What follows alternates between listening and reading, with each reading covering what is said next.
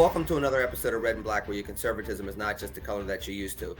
I'm Lenny McAllister, and it may seem like a repeat, but it's not a repeat episode because all we're going to talk about this week are unfortunately going to be another mass shooting in America and another big primary election in America. But first and foremost, I want to, on behalf of the Red and Black team, and I know though each one of them are going to want to say it as well.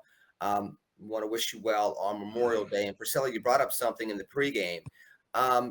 Is it Happy Memorial Day? Is it a reflection of Memorial Day? Is it a recognition of Memorial Day? Because Memorial Day in and of itself is both a celebration of why we get to embrace and enjoy American freedoms, but it's also at a cost that we get to embrace and enjoy those American freedoms, which is why we have a Memorial Day.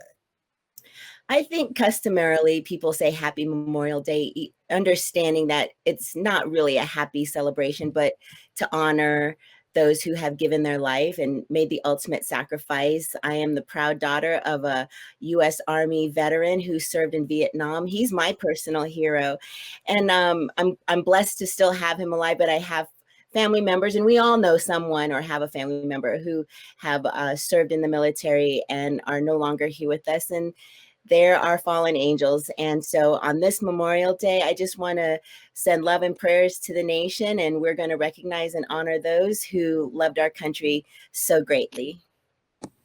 I think that's very eloquent, and we'll leave it there because there's so much for us to talk about. And you mentioned fallen angels, and we don't bring up what transpired in Texas, I mean, we would just be tone deaf to not just what happened there, but the aftermath of what we're hearing about, the aftermath of how it's affecting policy and politics, in the shadow of what transpired in Buffalo just a couple of weeks ago. We're at a tenuous time. And Jeff, I'm going to go to you first because you were the one that lived in Texas for quite some time. It's west of Austin. And, one of the things that I have mentioned previously is that we're living through our 60s moment, that 2020 was our 1968. And people that think that 1968 was just a big year and that was it for the 60s, forget what happened in 63, 65, what happened at the end of the decade, what happened at the beginning of the 70s, all the way through to the Nixon resignation. It was a period of turmoil. It wasn't just 1 year of turmoil. And I feel like we're going through that now. But let's think about that and reflect upon what happened, unfortunately, at Robb Elementary School just a couple of days ago. You first. Yeah, I mean, there's a lot here. I mean, my heart goes out to the families of the victims. I couldn't imagine having that happen. I mean, a lot of us have children, and you send them to school and you assume that they're going to be safe. I mean, before 20 years ago, that was normal. I mean, then we had Columbine, and Columbine was seen as a one-off, and then as time went on, we started seeing these things more and more. And I can't imagine what that feels like. And especially with this whole overall debate over public schools in the first place. I mean, for this to happen, and especially just a week after a mass shooting that was racially motivated in Buffalo, New York. I mean, it's hard to wrap your head around. And I think that, the debates that are coming out of it, and we'll talk a little bit about those. We have these debates every single time, but they never really lead to action that will actually minimize these incidents. And I think that's the biggest tragedy, because just like I said with Buffalo, New York, I said, I'm not surprised that it happened, and it's probably going to happen again. I have to say that same thing here. I mean, and I hope I'm wrong. I'm hoping that maybe this tragedy spurs talk about things that will actually work, rather than retreating into our political echo chambers, because it's already been politicized. And the thing about politicizing something is that you never actually get to a solution. I don't want to see this happen again, which is why it's so frustrating to just go through the process that always happens after a mass shooting, whether it's at a school or elsewhere. Dr. Metzler, you've been around the body politic for years.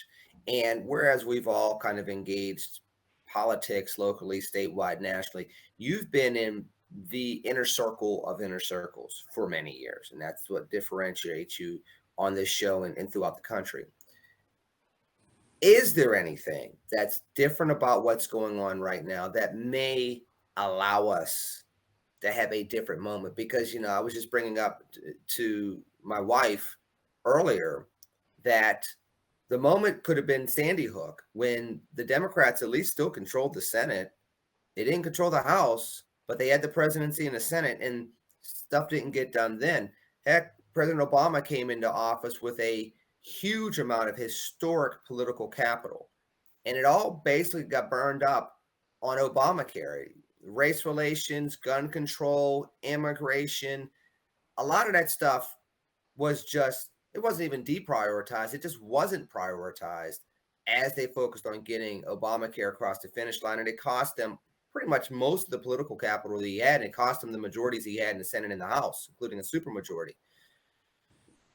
Are we at a point in time where, despite not having those political realities line up, that maybe the political will is lining up? I don't see the political will as lining up at all, in large part because think about where we are politically as a country. Where we are is in our various camps. You have extremes on the left, you have extremes on the right, you have people kind of. I don't see anything that is going to make this different. I'm just, I think what's going to happen is, as Jeff said, we're going to be talking about this again on Red and Black and throughout the country. Because here's part of the problem. Part of the problem is people expect that government can do everything for them. Well, government can't do everything for folks. In addition to which, all this discussion about fortifying schools and all of this kind of stuff, asking teachers now to become, essentially carriers of guns. They're already babysitters. Now you're asking them to do that. I just don't see it because we are so divided as a country. I am not at all hopeful that this is any different. It's the whole concept of never again. I say again, because the fact of the matter is, as politicians, as a community, we are not going to move any further. And particularly since we are in the middle of an election season, what the politicians are trying to do is to figure out how they can best spin this to win the midterms and ultimately the presidency. And that's where it's sad. And that's where, I mean, again, you talk about the 1968 moment that we're living in the 2020s. That's where it gets confounding. And I'll throw this question out there. It's something that you said, Dr. Messer, that kind of struck me. You said, we're in the middle of this election season. It's funny because ironic, not funny, haha, but in some ways we're actually going through and living through two election seasons. We still have people that are still litigating 2020 and all the emotion and animus that comes with that. And then we have 2022. And one can even argue that because we're still litigating 2020, we're also pre-litigating 2024 while people are trying to win 2022 in the midst of record gas prices, inflation, baby formula shortages, the job market stagnating somewhat, the threat of a recession. You have a pandemic still going on. It's like the four horsemen have gotten together and decided, let's do this. And in the midst of all that, how do we find solutions? Because, Priscilla, I'll go to you first, but jump in as you all see fit. Asking a 32-year-old teacher that, and if you look at the regular urban environment, that teacher doesn't have a whole lot in common with their urban students. They're usually not the best trained. They're usually the rookie teachers trying to figure it out with kids that are already 2 to 3 generations behind on learning and probably 2 to 3 grades behind on math and reading. Now you're asking them to be tactically trained to fire a weapon and be aware enough to know what's a box falling in a closet and what's a gunman hiding in a closet, with a bunch of 9th graders saying, Miss Smith, I got to go to the bathroom. And, Mr. Jones, Jimmy won't stop pulling my hair. I mean, people forget what goes on in a classroom on a regular basis. You don't. But to do that and say, oh, by the way, have it on your hip, Annie Oakley, get down on one knee and take them out like you're a special agent, we're not living in reality anymore, are we? In many, many ways. No, what's sad is we're having this conversation because we have communities all across America who have defunded the police or gotten rid of SROs and protection. So school boards and communities need to decide what they expect from classroom teachers. You all know I'm a full-time classroom teacher in an urban setting, and there's a lot we're expected to do. And to add on that weight of carrying a firearm, you got to know exactly what you're asking of school teachers and how much responsibility you're going to put on a classroom teacher versus just hiring SROs. Because, you know, I heard Obama make a comment, and it's not fair when you have these politicians on the left who are able to send their children to private schools that are fully armed and they constantly have protection, yet our kids across America don't have that same accessibility. And so the hypocrisy is just, it's in our faces. What we need to do is sit down and have a real conversation, not just about legislation, but about other ecosystems and cultural things that are happening. I just tweeted this morning, what I think needs to happen is a conversation around two-parent families who are educated, who are committed and raising their children in a godly, loving way. That those are the statistics. When you look at the statistics, it's right there. Yet a lot of people want to ignore it and say, take guns away. That's not the answer. And it's unconstitutional. And I don't see anything changing as far as gun ownership. And we can, you know, talk all day long about even what is an assault rifle. Well, everything's an assault weapon, if depending on how you use it, and it's not law-abiding people who are doing these actions. And a background check, hey, I don't have a problem personally with a background check because I had to take one as a classroom teacher. I had to go through a background check to become a concealed carry. But in the cases of these people who are doing these mass murders, even if they had all of those things, it would not have changed the outcome. So we need to take a hard look at when, you know, what is going to prevent these types of actions happening again in the future. Doesn't that make the case that perhaps the type of weaponry that we're seeing in situations such as Buffalo and Uvalde, and we can go on, doesn't that make the case that maybe some of these weapons should not be accessible to the general public based on how they originated and how they've been used? I mean, you know, Columbine was almost 25 years ago. Mhm. You know, even with the Weather Underground and the bombings that we saw with them and some of the other things we saw during our turbulent times of 60 years ago that I keep referencing, that only happened for about 6 years. You were talking about this type of threat of mass murder in schools and soft targets that's been going on for roughly 4 times as long, 3 to 4 times as long. Maybe this is the time to talk a little differently about it, because the cultural issue that you brought up, Priscilla, about two-parent households would not have prevented this, perhaps.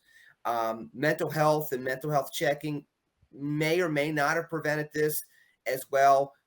We talk about the same things, folks, and we don't really move the needle at all. And another thing pops up, and it doesn't even take that long. I mean, the issue starts to become, they happen more often and closer together. And we're not even talking about the everyday violence in inner cities where certain weaponries and certain assaults are happening every day and they never even make the news. Well, and I'm glad you brought that up, Lenny. I mean, because the argument that we have to regulate or ban certain types of guns, they usually come from people who don't know much about guns. The vast majority of mass shootings are carried out using pistols. When you look at this specific situation, he was in a room. He had locked himself in a room with the kids and the teachers. At that point, it didn't matter whether he had an AR-15 or a pistol like what I have. He could have done the exact same level of damage. And I think a lot of people think that, you know, when they see an AR-15, they think that, oh, you can cause maximum devastation. Not necessarily. In most cases, if you have a pistol, you can do the same amount. I mean, like my pistol carries 15 rounds. It only takes a couple seconds to reload. So it's not going to really make that much of a difference. The difference is that you can shoot further if you need to with an AR-15, but in those situations, you're pretty much close range anyway. And I do think that we need to deal with our heart issue, but I want to go back to even just fortifying the schools.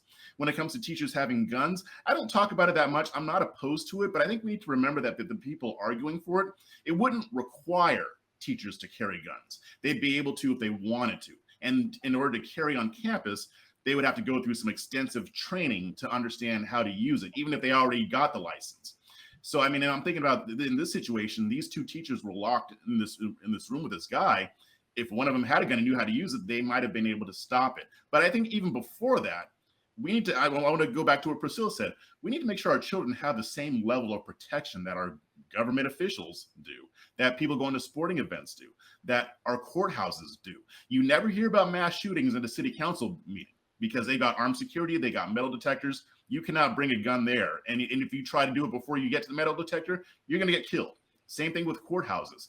I see no reason why our children shouldn't be able to have that. And they say, oh, it's too expensive. No, it's not. If we can send tens of billions of dollars to Ukraine, if we can flush tens of billions of dollars down the toilet for other useless causes, we can spend that money to protect our children. Hold on, because this is where the politics comes into play, right, Dr. Metzler? Because now we're conflating school shootings with Ukraine. I mean, one could make the case that what's the more constitutional responsibility, national sovereignty, and you could make a case for national sovereignty with protecting Ukraine and not allowing Russia to encroach upon the stability of Europe, which then impacts us economically and otherwise, or is the constitutional responsibility ensuring the domestic tranquility, which would be keeping our schools safe. I mean, protecting our rights. Yeah, protecting our lives. That's the government's supposed to do. Well, that's where the whole dynamic comes into play. And this is part of what the left is saying. The left is saying, Dr. M,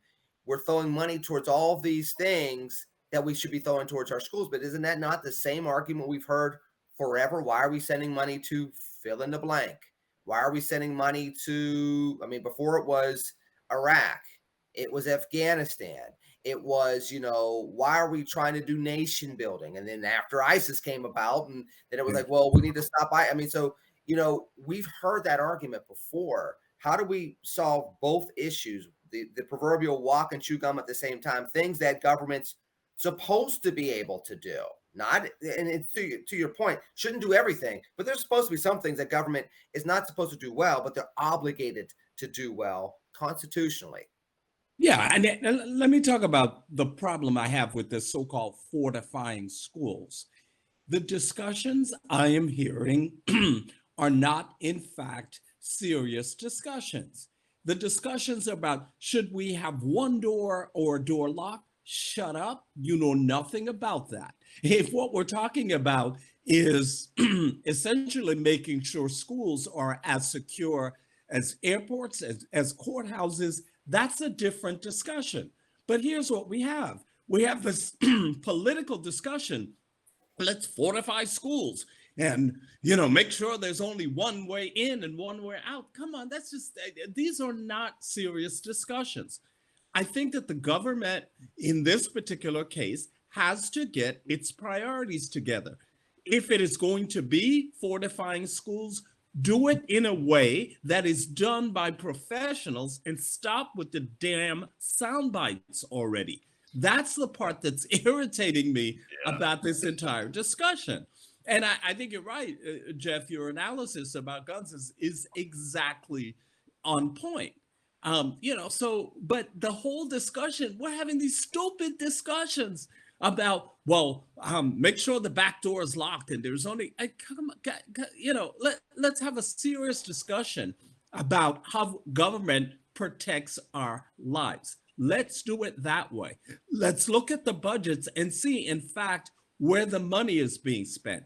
And I think that's a large part of the conversation. But, folks, isn't that part of the problem? And I'm going to say it, and I'm not going to say it on camera because people will be throwing tomatoes at their television screens if they saw my face on it when I said this. But isn't that really hard to do when we've been dumbing down American politics for the last 20 to 25 years, throwing celebrities? And I'm not just saying Trump, even though I am saying Trump, but there's been a lot of celebrities that ended up being high-ranking politicians that not only did they not know the policy nuances, they didn't care to even learn the policy nuances. They didn't care that once they got elected, they're governing a wide range of people.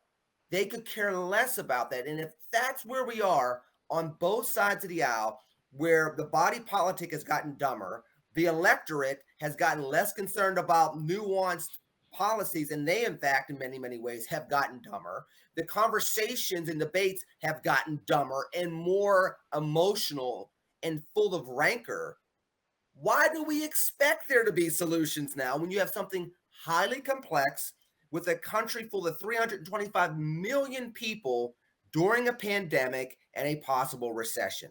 I mean, I'm not trying to be pessimistic, but you kind of get what you pay for in American politics. Benjamin Franklin said it best. It's a democracy if you can keep it. I have a question for you guys. You know, when we're looking at the Constitution and it talks about the right to bear arms should not be infringed and that we need well-trained militia, are we asking for the government to be our protector, or are we asking everyday Americans to become well-trained militia? Like what is it? And I use that word because it's in the Constitution, not because I'm trying to create something that's not. But so this is the conversation. I think this has been the battle legislatively, because you have on the right Republicans saying we don't want to open the door to any kind of infringement on Americans' rights to own a firearm.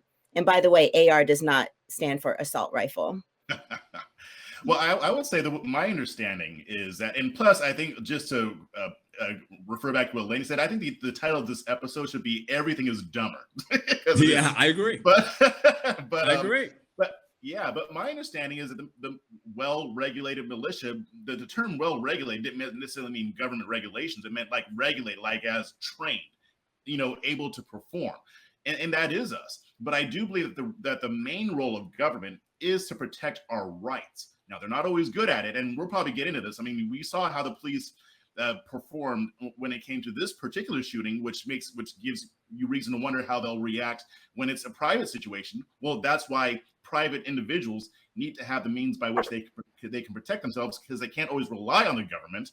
But that is indeed what the government's supposed to do. If a foreign nation attacks us, we have a military to stop. But the interesting thing even about that point, Jeff, is when you're a school teacher in a school, are you a private citizen or are you a public official? Because and I know people say, well, it's still your individual liberty and safety. I get that. But before the shooter comes in and you're walking around with that gun, you're still a threat to somebody else. Somebody robbing and taking that gun from you physically or through some type of haphazard means is still a possibility. And when you're signing, and I don't want to get into teacher union contracts and everything else, but the truth of the matter is, when you sign a contract with a public entity, you are working for that public entity. You are a public official, even if it's by way of being a contractor, i.e. a unionized teacher, i.e. a superintendent on a 3-year contract.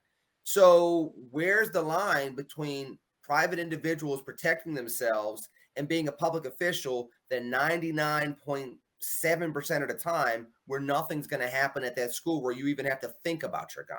And those are again, the complex conversations that take time to have, right, folks? Because, I see people talking in the chat room and people talking on Twitter.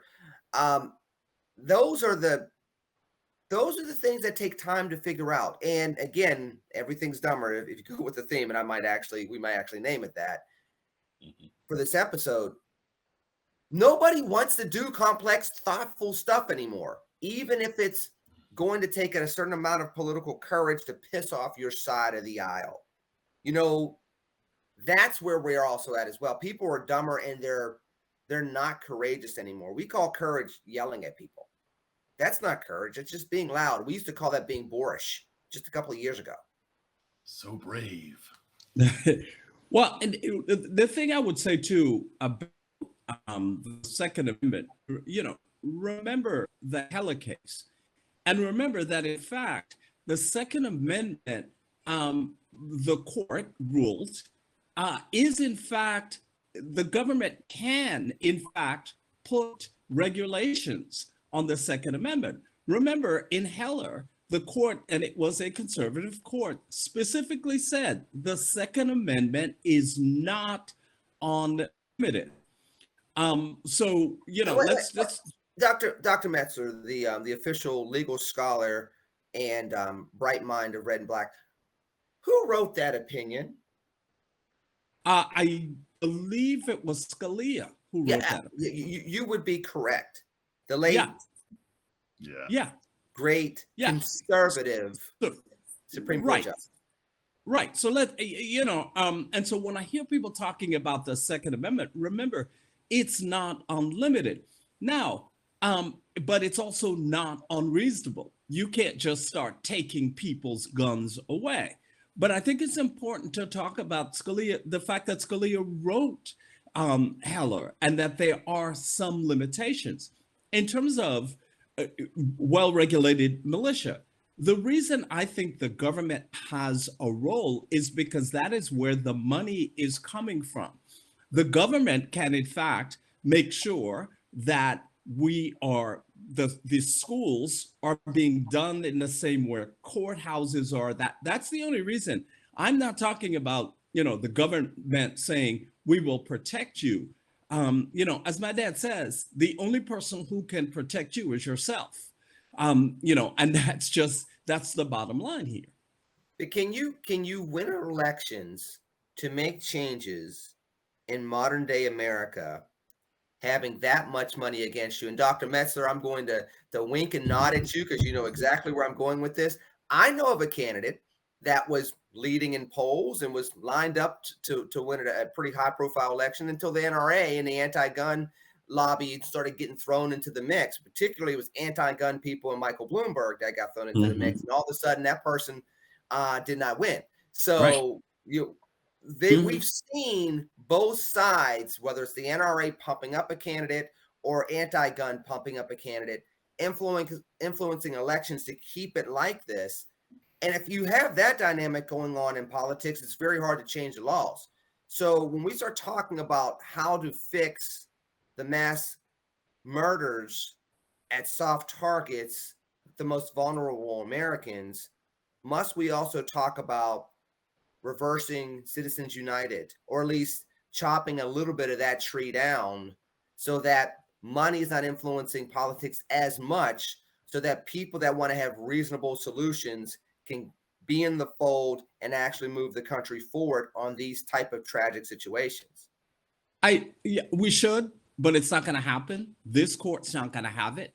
And as a matter of fact, the court just ruled a couple of weeks ago relative to financing and how much money you can keep and redistribute after you've lost a campaign. It's, what we kind of jokingly call the Ted Cruz case, because it in fact was a case that Ted had brought. Yeah, I think Citizens United, the fact that the Supreme Court says that campaign contributions are speech. Really, come on. You're telling me things are not in the Constitution, but then you say campaign contributions are speech. Where is that in the Constitution? Knowing full well, Priscilla, that George Washington hated political parties, which by their very nature have to utilize money to keep their power in order to have the monopoly over the system that they have from literally the local level all the way through. Ironically enough, Priscilla, I'll pivot over to you. If political parties if their last names were Rockefeller, the federal government would have broken them up over 120 years ago. Yeah. Well, Dr. Metzler is right. Politically, I don't see anything changing. And it's typically not law-abiding citizens who are members of the NRA who are committing these crimes. And I do want to pivot back to this conversation of where hold on. I'm pushing back on that just a little bit.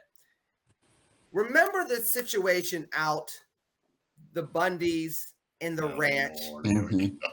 Those were a bunch of law-abiding citizens that the government told You didn't pay your taxes for years. And they not only held up a ranch against the government, they then, years afterwards, the Sons held up a building, a government building with their guns. So we pick and choose, hey, when, it's not, law-abiding citizens, they're doing the right things, other people are not. There are instances where folks did some pretty dastardly things. And every village has its idiots. So, what we call that patriotism, though. Conservatives, we as collectively have called that standing up to tyranny. Again, and this kind of goes to stuff that Jeff has said previously on the show, which again, like, subscribe, share, which people don't just base it on me. There's 3 other lovely people here. You don't have to agree with me, agree with them. We pick and choose when we think something's right. We don't go by the Constitution all the time. And that's all sides of political America. And so when you have this gun argument, it's the same thing on both sides as well. Because I guarantee you, there are both liberals that both want the police to do more. There are liberals screaming at, why didn't the police go in sooner? Why didn't the police go in sooner? But these, to your point, Priscilla, earlier, also— when they're not trying to defund the police. Right. Bingo. So put that in there. Where's that nuance? Where's that balance? Because nobody wants to be thoughtful in a time where being thoughtful is going to get us through it, and being the way we are is going to just deepen the hole that we're in. Sure. That's why I tend to look at the profile when we see these incidents happen, and you look at the profiles. There are some similarities. Yes, in this particular case, you have 2 parents who are not together. He's not raised by his dad. Mom's addicted to drugs. Grandpa has, law troubles. From what I'm reading, he was bullied at school, probably didn't get the support he needed for his speech impediment. He was teased and isolated, and he didn't finish high school. All of these things where you look back, and as a teacher, I go, where did we go wrong as an education system? Why didn't we support this child when we saw him early on having difficulties in an environment at school? And we have the ability to help these kids before it gets to this point, but he was probably overlooked, and he acted out of frustration. He didn't have a good relationship with his mom and dad, and from what I understand, grandma came over to kick them out of the house that she owned. I mean, this is like trauma after trauma after trauma. Okay, so this is where, I'm sorry for being biting, but this is where it can't just be that. With even the gun. Right. So you said a kid who didn't get along with dad, barely knew him. Mom was running all over the place, living with grandma and grandpa, was being bullied, was into drugs, was kind of doing okay in school, and then having issues in school and everything else, and was lost for much of their teen years. You know who you just described as well? Where am I going with this, Dr. Metzler? You know where I'm going? Yeah, you just described Barack Hussein Obama. So, the paradigm. Well, we saw how that turned out, though. Yeah, you see where the paradigm of that is so big as to where that can turn out. That's where some people say, okay, the equation of that is you also had access where that kid was literally running down the clock to wait until he got to 18 years old to get a gun. And that's where, if you're going to prevent some of the tragedies, maybe you move that age limit up to 21, like we do with alcohol. We see how well that works out. But we've done that. We've done that with tobacco. We kind of seen how that's worked out. It has stemmed some of it, but not all of it. Is it now the time to start doing that while not infringing upon the 35 responsible Americans' rights to own weaponry? No, but I'm talking about things that we can do. I'm talking from the perspective as an educator, what kind of environment we can create for kids and what kind of support we can create for kids to reduce the likelihood of a child becoming violent like that and paying attention. But isn't your role, Priscilla, to teach and not to be, Dr. Metzler's already mentioned this, and I've seen memes online. It's teachers are now educators, teach your topic, social scientists. You also got to be police officers. You also got to be counselors. mean, it's bad enough if you teach in a high school, you got to make sure that, boys are not hitting on girls inappropriately and there's no sexual assault, there's no sexual harassment. I mean, hell, when we were all growing up, you always knew that sleazy dude that was pulling the girls' bra straps, and that was 40, 50, 60 years ago. We're much past that now where we're sending nudes and everything else.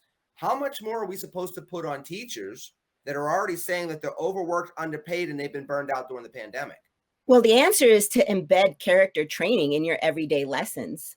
That's simple to do. And I think we should allow the faith community to be a part of our schools and work with young people and have after school activities that will help with them and find mentors for these young boys and young girls who are fatherless or motherless. So I think there are things that we can do that doesn't necessarily cost more money, but just shift our focus from the things that we're seeing that are not healthy to teach our kids to teaching them something that is healthy and replacing the division with things that unite our students.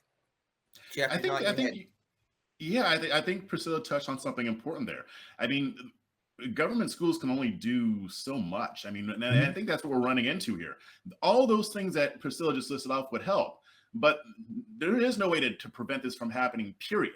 But I also think a lot of it is it's a societal, cultural, spiritual issue. I mean, we can't expect to see the church disengage from the community the way it has over the past 20, 30, 40 decades and not see an impact or not see consequences of that. The church is not as involved as it used to be. It has abdicated a lot of its role in society.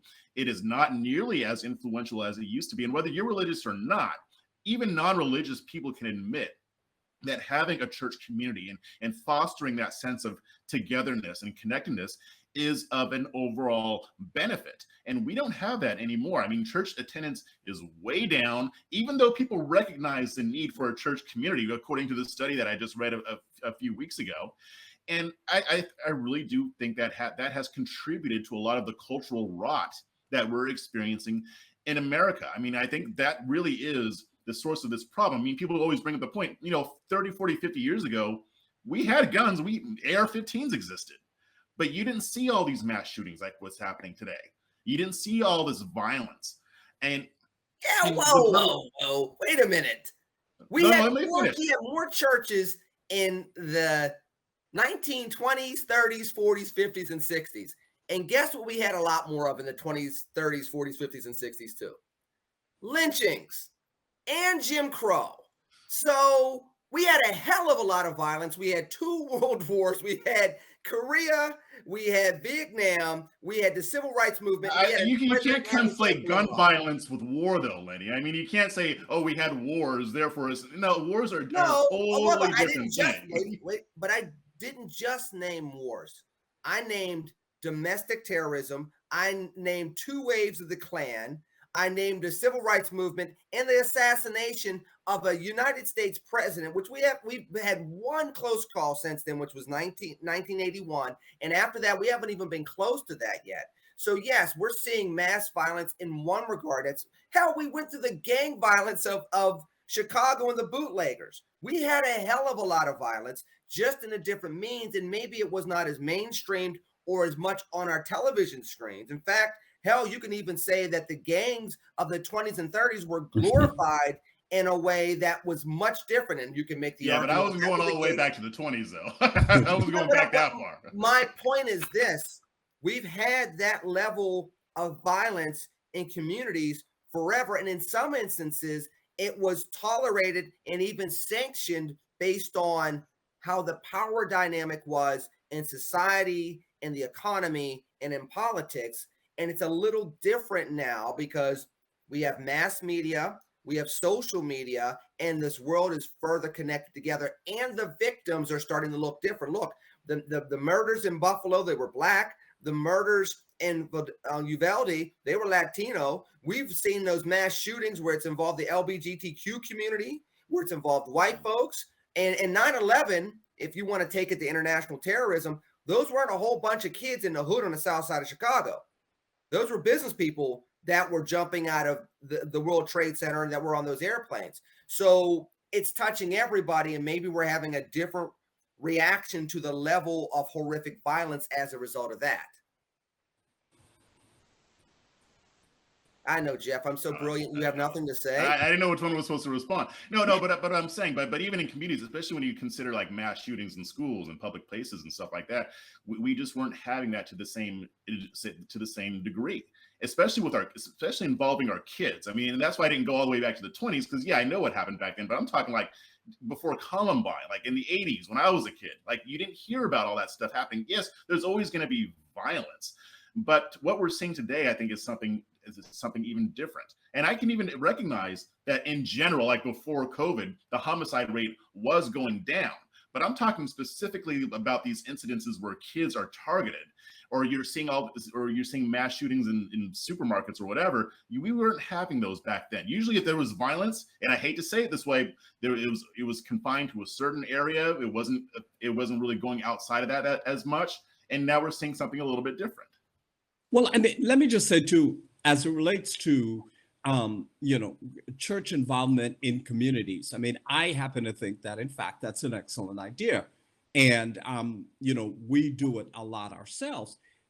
But here's the piece we're missing: the heads of these churches, particularly the mega churches, and some of these other churches, have become grifters and politicians. And so their involvement in the community depends in large part on how much they're getting paid and which side is paying them more than the other. And so I think that's a reality of it. But I agree absolutely that a faith-based community working with schools can, and in fact do, make a difference. We see it here in Fort Lauderdale all the time. But let's not forget. I mean, look at these mega churches that are essentially run as a business, and so it's business. You've got now preachers making political statement from the pulpit, and it's become a complete joke. Well, it's a good thing that Herschel Walker won the Republican primary in Georgia, because now he's going to be able to save the country from the U.S. Senate when he wins in November. Let's talk about that for a second, shall we? We had a very pivotal election in Georgia where some of the Trump-endorsed candidates won, such as Herschel Walker, even though he kind of hid from people in the primary and just kind of used name ID and the Trump endorsement to coast through. But then you saw some other folks that Trump endorsed not win, including a trouncing of Purdue by Kemp. One, what is that saying about the Trump endorsement? And I don't want to focus so much on that because everybody else does. But the bigger question I want to go to, Priscilla, I'll go to you first, and then guys jump in. What does an election result such as Tuesday night in Georgia and what we saw in Pennsylvania prior to that and what we're seeing around the country during the primary season, what can we use out of those to get to the complex solutions that we need on the items we've just been talking about for the last 35 to 40 minutes? So it's multi-layered, like you mentioned. What does a Trump endorsement mean? And then what does it mean for us as Black Americans to see so many candidates running and winning their primaries, especially in Georgia? I celebrate the fact that we are a new generation of the Republican Party that is actually focusing on Black candidates and diversifying and being more inclusive and being intentional about it, all the way from Ronna McDaniel, and we have the news channels, the RNC Black News Channel with Paris, and it's like really intentional. A Trump endorsement means a lot. That comes with it a base of voters. It comes with it money. It comes with it other influential people that are going to support you as a candidate. So it means a lot. And we all know Trump loves a winner. He bets on the best racehorse. He looks at the data and he looks at who's popular and he looks at who's influential, and that's who he's going to put his endorsement behind. And he's been known to pull an endorsement if he doesn't think that the data shows you're going to. Ask Mo Brooks down in Alabama. Yeah, I don't Priscilla, I appreciate your optimism about Black Republicans and Black conservative candidates. I don't agree with it at all. I don't think that the RNC is doing a damn thing to help Black candidates move forward. The chairwoman, in my view, is an absolute and complete disaster. And this is, I'm not telling you anything I haven't told her. She is a disaster relative to candidates. Herschel Walker got Trump's endorsement, and Herschel Walker, won as a result of that. But the RNC has a significant, the party as a whole, when it comes to top tier Black candidates, I believe is doing a horrific job. I just don't see the RNC as doing the kind of community outreach that's necessary. It is, in fact, using a number of the members of Conservative Inc. In a way that the Democratic Party are using a lot of Black Democrats. And as it relates to the endorsement, as Lenny said, ask Mo Brooks. Look, as it relates, I am of the considered opinion that Republicans are going to lose Georgia, they're going to lose Pennsylvania, Michigan, and Wisconsin. Those candidates are a disaster. So, and we're gonna go by our debate rules of our debate tonight. Jeff, you were referenced by way of the Conservative Inc. reference. I'm gonna give you 30 seconds to respond, but with this caveat, which is, in just a week's period of time, we saw the quote unquote Conservative Inc. get really behind Herschel Walker and hide him. We also saw Conservative Inc. go full bore against a Trumpist in Kathy Barnett and pull her down. Two Black candidates that were basically within the margin of error at the top of the polls in key states that were treated 180 degrees differently towards the end of their races in this very interesting 2022. Yeah, I think the difference between those two is what Trump said. I mean, Trump endorsed Oz. That meant that the establishment had to go against Kathy Barnett. Trump endorsed Herschel Walker, so they're all about Herschel Walker. And I'm not going to go too much into that. I mean, I think there's so much here. 30 seconds. There are. Hold on. Before you continue, you do realize that on the debates, you give people 30 seconds. They talk for 3 minutes and they go, time. That's true. Mr. Charles, yeah. Time. Mr. Charles, time. Mr. Charles, we have to continue. So 30 seconds. Yeah. So, but here's the other thing. I mean, one thing that the Georgia primaries do show is that people aren't as interested in litigating 2020 anymore. They may still think it's important, but now they want to move forward. But going back to Black candidates, I mean, there are 81 Black Republican candidates running. Now, I don't know how all of them will do in their primaries. I know some have done well, some haven't, and we're going to see how this proceeds. I agree with Dr. Metzler to a certain extent. I mean, the RNC does not typically support these candidates, and that's always been one of my main complaints. I do think in some aspects it's starting to get better, but I don't think it's because of the top leadership. And honestly, I think the reason these a lot of these candidates are getting so much support isn't because of the RNC. I think it's because of the base. The base is supporting them. Now, I know that some of these people are no trouble though, right, Jeff? It's all about that base. No trouble. Oh Lord. Yes. Oh. You know it's coming. Well, what about the community centers? That I'm talking about the outreach into the communities. So I'm actually getting to that. So centers, engagement. Yeah. So I like that they're doing that. So that's why I say that I'm seeing some signs of that starting, and then the RNC starting to come around. But again, a lot of that I don't think is I think the top may be allowing some of it, but it's not coming from them. Like here in Jacksonville, Keisha was one of the ones who was working with that with Black Voices for Trump.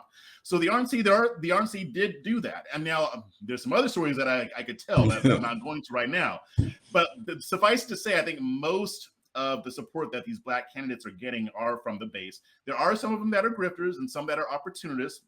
that's not specific to Black conservatives. No. But I think most of these people do want to make a difference. They see what's going on. They've seen what's going on with the Democratic Party. Right now, they're seeing even more Black voters starting to give the Democrats a side eye. I mean, there's a poll from the Wall Street Journal in March that showed that Black support for potential Republican candidates has gone up to 27%. So there is a sea change happening. I think it's not going to be fast like it was with Hispanics, but it is happening. I would like to see the RNC do more, but I know that there are people in that organization that are trying to push things forward. I think they're getting some resistance, but I think that hopefully if they can get some of this leadership out or get the leadership to change their minds or to force them to do it, then we will see even more. Well, I think when we talk about committees, we have to look in the mirror because we are the committee. We are the Republican committee. And so me being in a party chair-ish position, like political party leadership, we need to educate people on what the party committee is doing with candidates, what we can and cannot do, and what we should and should not do, and what the expectation is. Like, we don't run people's campaigns. The committee doesn't run people's campaigns. So when we say, you know, the Republican committee did not do anything for the candidate, we need to be really clear about what that expectation is. Is it messaging? Is it outreach? Or are we supposed to be getting behind candidates? We don't typically do that, especially in primaries, but we will do more when we're talking about a general. So I think we need to be really clear about what the expectation is. Well, the expectation is outreach, connections, and money. That's the expectation, because these candidates, you know, they should run their own campaign. Absolutely. I don't think committees should endorse. I do think, however,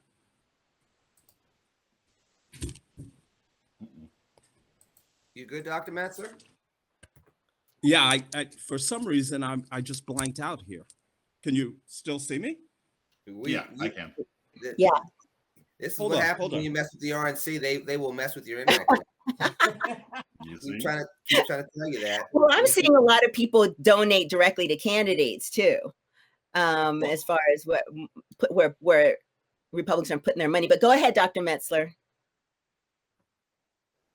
Well, what I'm going to do is, while he's freezing up, I'm going to let everybody know that part of the conversation we want to have on a bonus segment of Red and Black this week is to talk about one of the articles that came up from the Bullmark, which asked the question by Dr. Theodore Johnson: is this the year of the Black Republican in 2022 with the rise of all these candidates? So stick around for that. You won't see it on this episode of Red and Black, but just, you know, we're going to drop some teasers. We're going to have a bonus episode out there to have that conversation. So stick around for that. Looks as though Dr. Metzler, we may have lost him, and we're going to wrap up the show anyway. So Jeff, what I want to do is, you know, ask you for a final thought on what transpired in Texas, what's happened in Buffalo. I mean, this has been one heck of a May here in America, with between elections, the recession, gas prices, and then the loss of life. What's your reflection, and what can we do from here? And this will be truly 30 seconds.